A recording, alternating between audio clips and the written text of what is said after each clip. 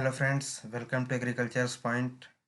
मैं अखिलेश कुमार गुप्ता आप लोग के सामने फिर से उपस्थित हूँ एक एग्रीकल्चर का एक बहुत ही इम्पोर्टेंट टॉपिक पे वीडियो लेके। जिन फ्रेंड्स ने अभी तक चैनल को सब्सक्राइब नहीं किया है, मैं उनसे रिक्वेस्ट करता हूँ कि प्लीज़ वो चैनल को सब्सक्राइब कर लें, और जिन्होंने अभी सब्सक्राइब कर लिया है मैं उनको थैंक्स बोलता हूँ। तो चलिए देखते हैं, आगे बढ़ते हैं कि इस वीडियो में क्या है। इस वीडियो में मैं बायोटेक्नोलॉजी और जेनेटिक इंजीनियरिंग से कुछ क्वेश्चंस लेकर आया हूँ, objective type question, multiple choice question. उनके एक्सप्लेनेशन के साथ हम कुछ आगे भी बात करेंगे उनके एक्सप्लेनेशन के साथ। देखते हैं, क्वेश्चन स्टार्ट करते हैं। पहला क्वेश्चन है, a scientist wants to study the viral effects on plant, which of the following part of the plant should be excluded. जैसा कि ये एक तरह से बहुत ही इजी क्वेश्चन है, लेकिन जो इसका लैंग्वेज है वो काफ़ी घुमावदार है, तो इस क्वेश्चन को समझने की ज़रूरत है। A scientist want to study the viral effects on plant, which of the following part of the plant should be excluded means जो अगर किसी प्लांट में वायरस का इफेक्ट चेक करना है तो अपने कौन सा पार्ट को एक्सक्लूड करना पड़ेगा। तो जहाँ पे वायरस नहीं पहुँच पाता है उस पार्ट को एक्सक्लूड करना पड़ेगा। तो वो पार्ट होता है सूट का, जो एपेक्स होता है, सूट एपेक्स, या जिसको हम लोग मेरिस्टेम या सूट टिप बोलते हैं।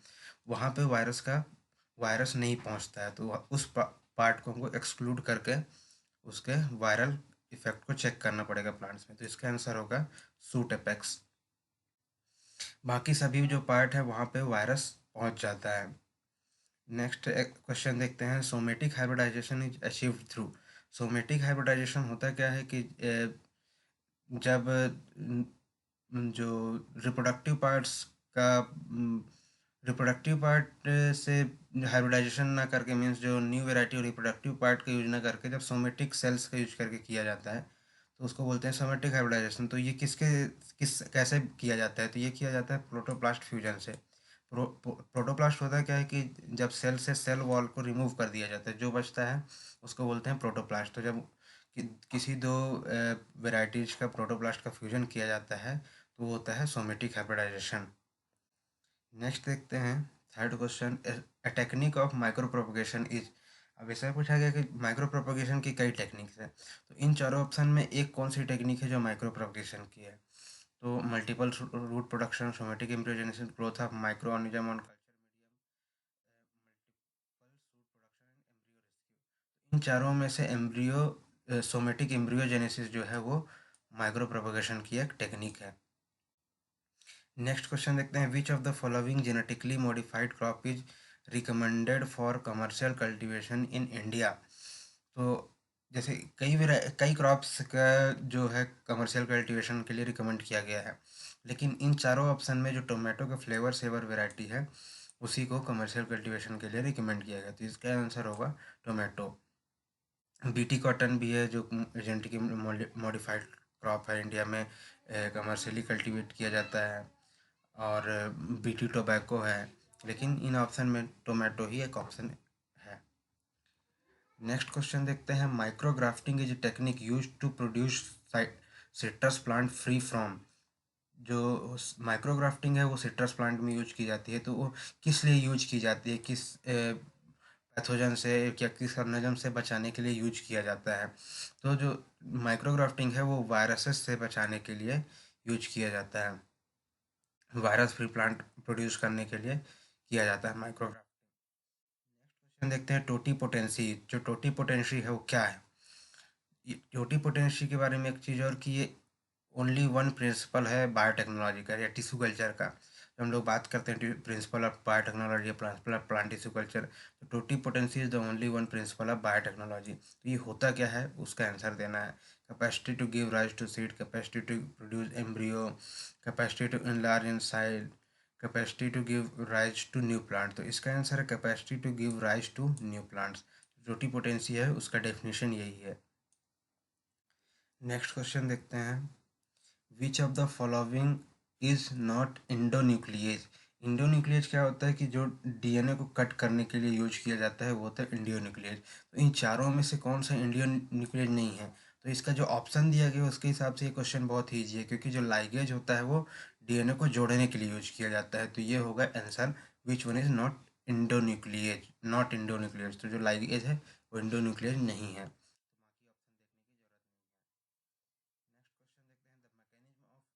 of DNA fragment from the surrounding medium by a cell is called।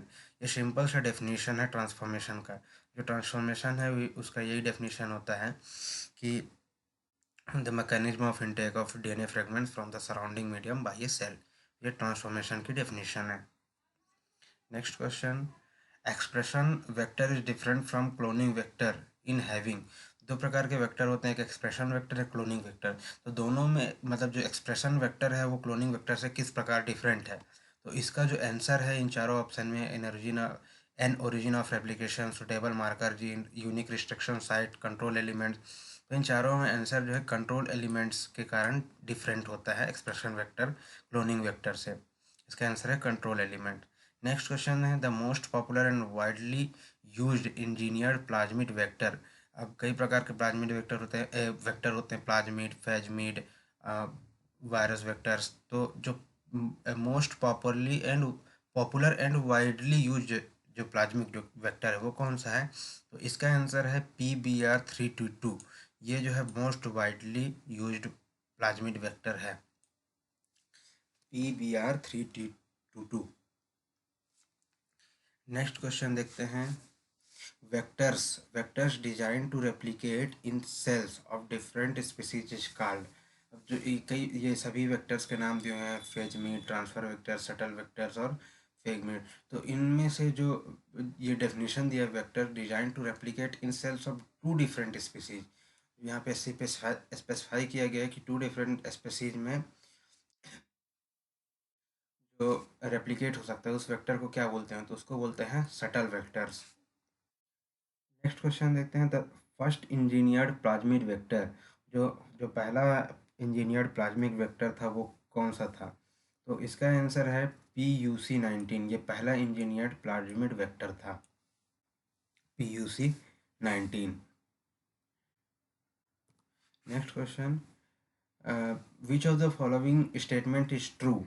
अभी चार स्टेटमेंट दिए हैं, इनमें से कौन सा स्टेटमेंट ट्रू है वो देखना है।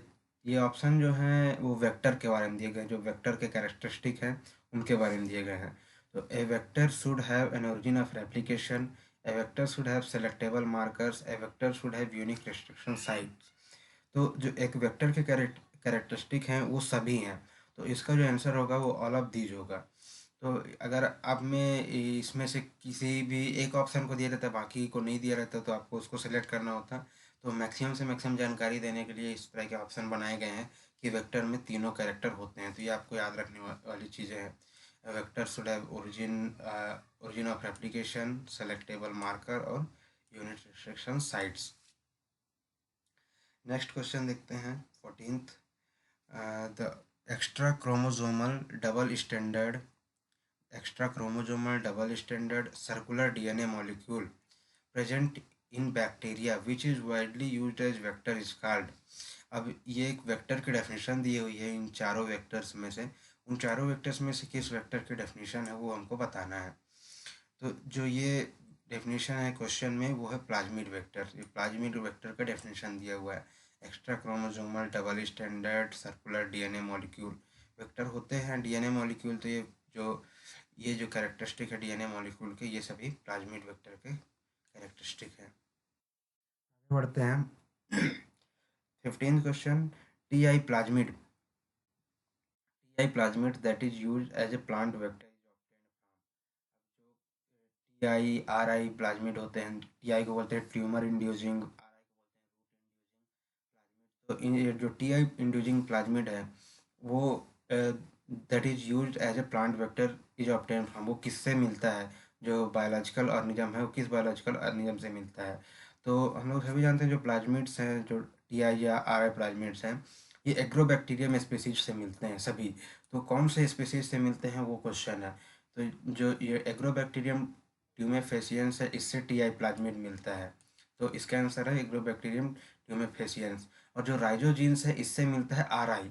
जो RI प्लाज्मिड है, दो प्रकार का जो प्लाज्मिड बताया मैं, TI प्लाज्मिड और RI प्लाज्मिड। RI प्लाज्मिड वो मिलता है राइजोजीन्स से। नेक्स्ट क्वेश्चन देखते हैं, the most common vector for plants are. जो प्लांट्स में यूज होते हैं सबसे कॉमन टाइप के वेक्टर्स वो कौन से हैं प्लांट्स में जीन को ट्रांसफ़र करने के लिए। तो उसका आंसर है 16th का बी, कॉलीफ्लावर मोजेक वायरस। जो CMV होता है, कॉलीफ्लावर मोजेक वायरस, ये सबसे कॉमनली यूज प्लांट वेक्टर है प्लांट्स के लिए। नेक्स्ट क्वेश्चन देखते हैं 17th। Recombinant DNA molecule is produced by. जो DNA molecule recombinant DNA technology में यूज होता है, रिकॉम्बिनेंट DNA मॉलिक्यूल, वो कैसे बनाया जाता है देखते हैं। Joining of two DNA fragment, joining of two और more DNA fragment, both A and B. And last option है जॉइनिंग ऑफ टू और more DNA fragment originating from different organisms. तो ये ऑप्शन जो है ज़्यादा स्पेसिफाई कर रहा है डेफिनेशन को। आंसर फर्स्ट भी है कि joining of two DNA fragments, लेकिन इसमें बताया नहीं जा रहा है कि कहाँ से वो DNA फ्रेगमेंट्स आएंगे। तो जो लास्ट ऑप्शन है डी, वो इस क्वेश्चन का करेक्ट आंसर होगा, क्योंकि इसमें स्पेसिफिक बता रहा है कि जो डिफरेंट ऑर्गेनिज्म होंगे उनसे DNA फ्रेगमेंट को लिया जाएगा। नेक्स्ट क्वेश्चन देखते हैं। The gene formed by the joining of DNA segments from two different sources are called. The gene formed by the joining of DNA segments from the two different sources are called. तो ये जो definition है वो definition दी गई है सीधे सीधे, ये है काइमेरियक जीन का। जो काइमेरियक जीन होता है उसका डेफिनेशन दिया गया है ये क्वेश्चन में। The gene form by joining of DNA segment from two different sources, ये काइमेरिक जीन का डेफिनेशन है। नेक्स्ट क्वेश्चन देखते हैं 19th। Which of the following enzyme is used to cut DNA molecule in rDNA technology. rDNA means recombinant DNA technology, जिसको हम genetic engineering दूसरे नाम से जानते हैं। जेनेटिक इंजीनियरिंग को रिकॉम्बिनेंट DNA टेक्नोलॉजी बोला जाता है, और उसको शॉर्ट में लिखा जाता है rDNA टेक्नोलॉजी। तो which of the following enzyme is used to cut DNA। अब ये सिंपल सा क्वेश्चन है, सभी जानते हैं कि जो रिस्ट्रिक्शन एंजाइम होता है जिसके अंतर्गत एंडोन्यूक्लियेज आते हैं, सभी एंडोन्यूक्लियेज वो यूज किया जाता है DNA को कट करने में।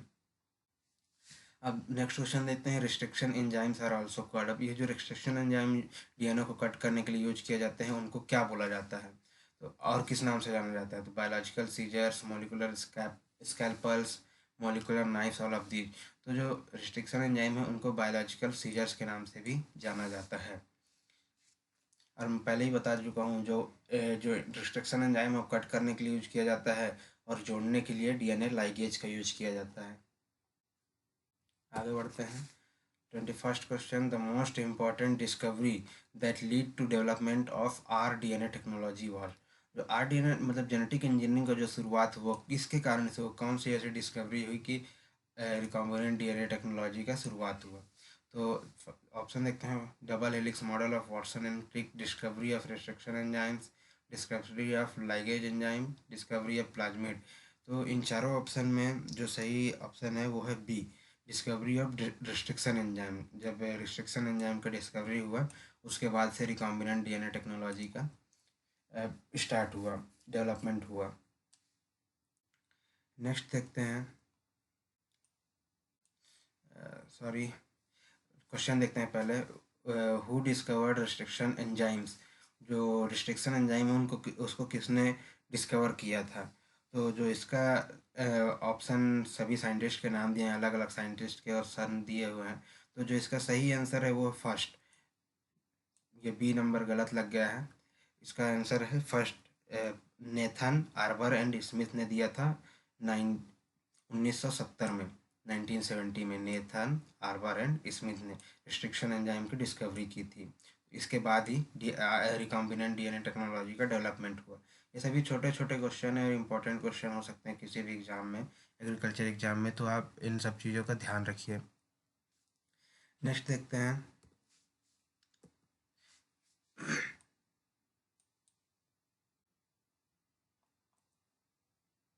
Who created rDNA molecule.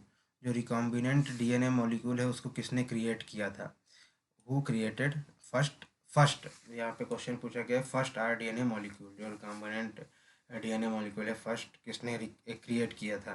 Answer option देखते हैं। Nathan Arber and Smith, Watson Crick and Wilkins, Boyer and Cohen, last option है पॉल बर्ग। तो जो इसका सही आंसर है वो पॉल बर्ग है। पॉल बर्ग ने फर्स्ट रिकॉम्बिनेंट DNA मॉलिक्यूल बनाया था, इसीलिए इनको जेनेटिक इंजीनियरिंग का फादर कहा जाता है, father of genetic engineering Paul Berg. क्योंकि उन्होंने फर्स्ट आरडीएनए मॉलिक्यूल बनाया था। नेक्स्ट क्वेश्चन देखते हैं, the DNA molecule to which the gene of insert is integrated for cloning is. अब ये सिंपल से इन चारों ऑप्शन में चारों ऑप्शन में से किसी एक का डेफिनेशन दिया गया है। The DNA molecule to which the gene of insert is integrated for cloning is called. तो जो इसका आंसर है वो वेक्टर है, ये वेक्टर का डेफिनेशन दिया हुआ है क्वेश्चन में। नेक्स्ट क्वेश्चन देखते हैं, the DNA segment to be cloned is called. जो डीएनए सेगमेंट जिसकी क्लोनिंग होनी है उसको क्या कहा जाता है? तो ऑप्शन देखते हैं, gene segment, DNA fragment, DNA insert. जिसकी क्लोनिंग होनी जिस डीएनए सेगमेंट की, उसको बोला जाता है डीएनए इंसर्ट। टर्मिनोलॉजी है, क्वेश्चन आ सकते हैं टर्मिनोलॉजी से, इसलिए इंक्लूड किया गया इन क्वेश्चंस को। नेक्स्ट क्वेश्चन देखते हैं, which of the following statement are true regarding R DNA technology. तो जो रिकॉम्बिनेंट डीएनए टेक्नोलॉजी है, जेनेटिक इंजीनियरिंग है, उनके रिगार्डिंग ये फॉलोइंग जो स्टेटमेंट्स हैं उनमें से कौन कौन से सही है, ये हम लोग को बताना है। तो पहले ऑप्शन देखते हैं, recombinant DNA technology is use to obtain large number of copies of specific DNA fragments. Next option, rDNA technology is used to obtain large quantities of protein produced by the concerned gene. Third option है, rDNA technology is used to integrate gene of interest into chromosome where it expresses itself. Last option है all of these।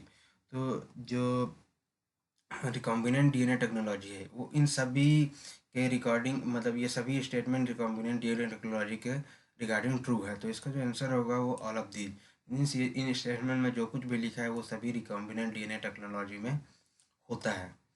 ये सभी statement true है ये recombinant DNA technology के regarding में, तो ये ऑल ऑफ दीज आंसर सही होगा।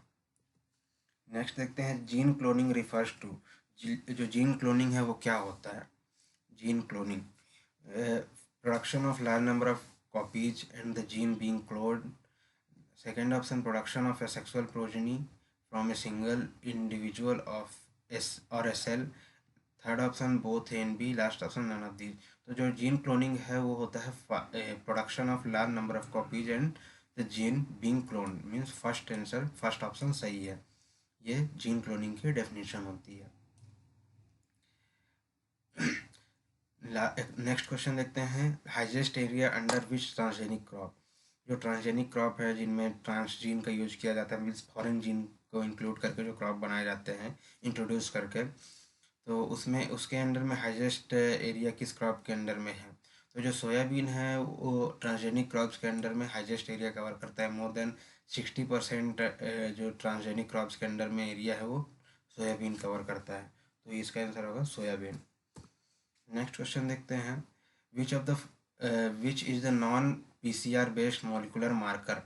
ये सभी मॉलिकुलर मार्कर के ऑप्शन हैं, तो इनमें से तीन जो होते हैं पीसीआर बेस्ड होते हैं, एक नॉन पीसीआर बेस्ड होता है। तो वही पूछा गया है कि कौन सा एक है जो नॉन पीसीआर बेस्ड है। तो जो इसका ऑप्शन है वो है थर्ड नंबर, RFLP जो है नॉन पीसीआर बेस्ड है। नेक्स्ट लास्ट क्वेश्चन देखते हैं, first transgenic plant produced by was. जो पहला ट्रांसजेनिक प्लांट था वो कौन सा प्रोड्यूस किया गया था? ट्रांसजेनिक प्लांट तो कई सारे बन चुके हैं, कई ट्रांसजीन को यूज करके कई प्लांट्स का बनाया गया है, लेकिन जो सबसे फर्स्ट प्लांट था वो कौन सा बनाया गया था? तो जो सबसे फर्स्ट ट्रांसजेनिक प्लांट है वो बनाया गया था बीटी टोबैको। बीटी बैसिलस थ्रिनजेंसिस का यूज करके बीटी टोबैको जो है था सबसे फर्स्ट प्लांट बनाया गया था। लेकिन जो इंडिया में सब मीन्स कहीं पे भी जो सबसे पहली कमर्शियल वैरायटी आई ट्रांसजेनिक क्रॉप की वो आई थी फ्लेवर सेवर टोमेटो की। उसके बाद बीटी कॉटन काफ़ी प्रचलन में आया। तो फ्रेंड्स ये थे आज के बायोटेक्नोलॉजी और जेनेटिक इंजीनियरिंग से कुछ क्वेश्चंस। उम्मीद करता हूँ आप लोग को अच्छा लगा होगा। वीडियो देखने के लिए आप सभी को थैंक्स बोलना चाहता हूँ और रिक्वेस्ट करता हूँ कि प्लीज़ चैनल को सब्सक्राइब करें, वीडियो को शेयर करें जितने भी एग्रीकल्चर स्टूडेंट्स हैं उनसे। उम्मीद है कि ये वीडियो आपको हेल्पफुल लगा होगा और आपके एग्ज़ाम्स में भी आपको ये काम आएगा। मेरा फेसबुक पेज भी एग्रीकल्चर पॉइंट के नाम से, आप प्लीज़ उसको भी लाइक कर लें। तो आज यहीं तक, मिलते हैं नेक्स्ट वीडियो में।